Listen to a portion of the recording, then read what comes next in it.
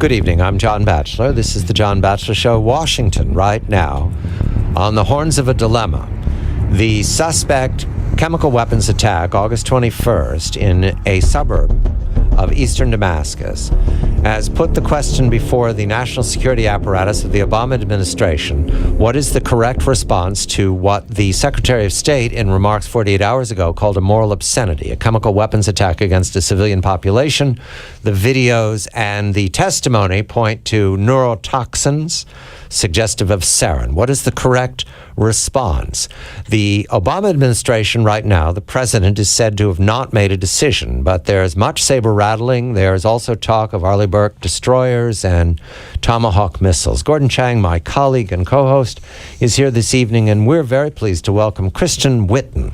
His new book, Smart Power: Between Diplomacy and War, is to be published in the middle of the month. I accuse him of having excellent timing. Christian, a very good evening to you. You're a veteran of the State Department, so you can, now that you're no longer in government, watching government, you can imagine the consultation right now in Foggy Bottom about this Syrian dilemma.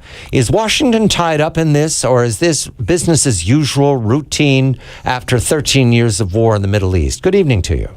Good evening. No, I think it's a bit unusual. In a sense, John Kerry is getting what he wants. He actually agitated for air action against Syria earlier, even before the second use of chemical weapons. Was pushed back very strongly by the chairman of the Joint Chiefs of Staff, Mullen, who said that really wouldn't be feasible, that would be too big of a task, and yet here we are going to war. The problem is there isn't really, of course, a key objective in mind, not much of a strategy, it's just sort of a sentiment that we have to respond to the use of chemical weapons. Christian, this sounds very interesting in the Obama administration. They had come into office talking about how important the UN is, but obviously the UN's not going to do anything because of Chinese and Russian participation in the Security Council, which means they can veto anything they don't like. And now you have the Obama administration talking about Britain and France and Turkey and almost sounding like a coalition of the willing, which is a phrase, of course, from the Bush administration and the Iraq War, which also did not have Security Council approval. What's going on here? Well, it is a big change. And if you'll recall, in the Libya war, where we intervened through NATO, after that was over, I believe it was President Obama who said that we enforced the, quote, writ of the international community, unquote. We can argue whether or not there really is an international community, but clearly this administration came in. It believed that it could go to Europe. You'll recall President Obama, when he was still a candidate, gave a speech in Berlin to 200,000 cheering Europeans. This was going to be a change from unilateral American action. So now you have this, and we're not going to get anything out of the UN Security Council, and one big reason actually is Libya. Russia felt that a resolution that it did not think authorized war in Libya was in fact used to go to war, so they're not going to be fooled twice. And what you see is the administration now invoking other international customs standards, things like the Chemical Weapons Convention and other things, so it can still have this veneer of globalism, if you will, but in fact be more of a traditional coalition. You know, it's interesting you mentioned the Chemical Weapons Convention, because guess what? Syria actually has not signed it. And so really you hear the president, especially in his interview with PBS today, he talks about international norms and decency and the rest of it. Essentially what we have got basically is Bush administration talk.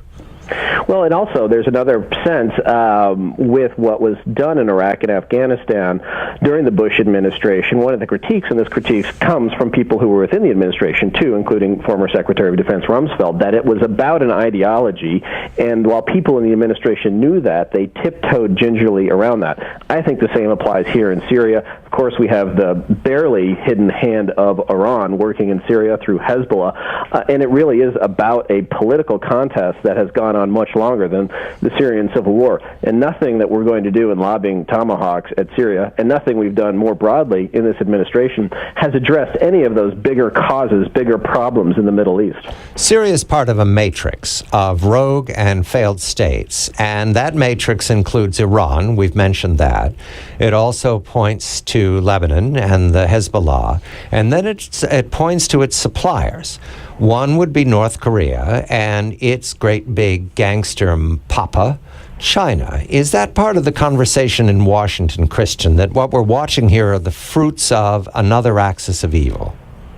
Yeah, I don't think it is part of the conversation yet, which is unfortunate because it seems pretty obvious, and there were guffaws when President Bush said the axis of evil, and people asked, what do Iran and North Korea have in common, and yet you see it at work here. I think one key takeaway is that counter-proliferation is something that there still needs to be a lot of work done on, and this is another thing that hasn't been addressed by President Obama. None of the sort of new gestures to the Middle East, to Russia, to Europe have helped this at all, and you still have North Korea, with apparent Chinese consent, providing things like chemical weapons. And let's not forget, it was only in 2007 that North Korea was caught red-handed as it was supposedly disarming its own country, helping Syria build a nuclear weapons plant, a plutonium-producing nuclear plant that was a carbon copy of the Yongbyon nuclear plant, building it in Al-Kabar, Syria. Thankfully, the Israelis blew that up, but there's a definite connection.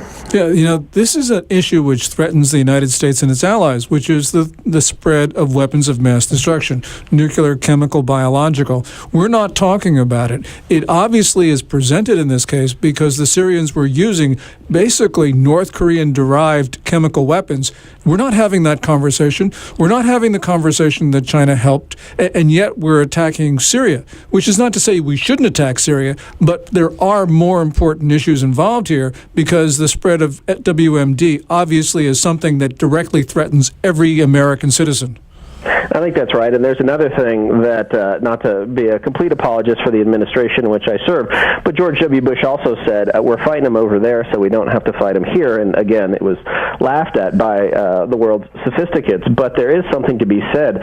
As we have withdrawn from the world, as we have declared the war on terror essentially over, as we have said repeatedly, the tide of war is receding. And that, of course, was a large mantra of the president's reelection. Countries like Iran and China have felt emboldened. Wouldn't it be better if instead they were a little bit worried, if we waged a little bit of nonviolent political warfare against them, asked whether their regimes really are as legitimate and stable and powerful as they make themselves out to be?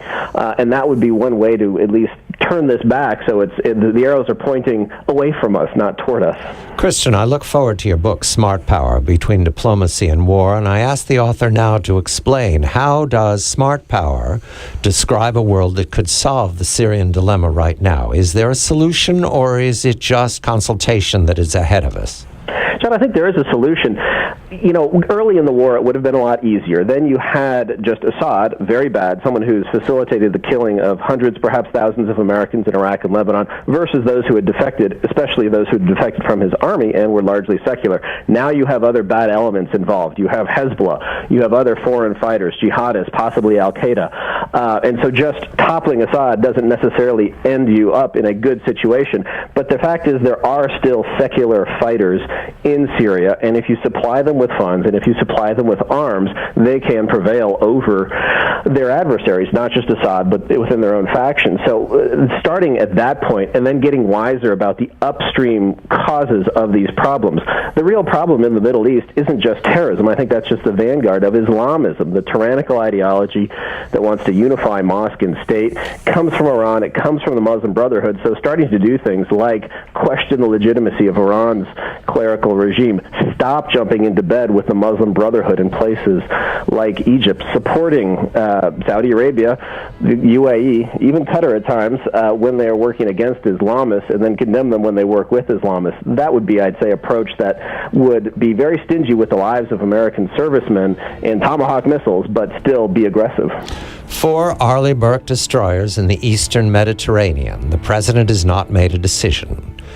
Christian Whiton, the author of the new Smart Power, Between Diplomacy and War, just published mid-month. Gordon Chang of Forbes.com. I'm John Batchelor.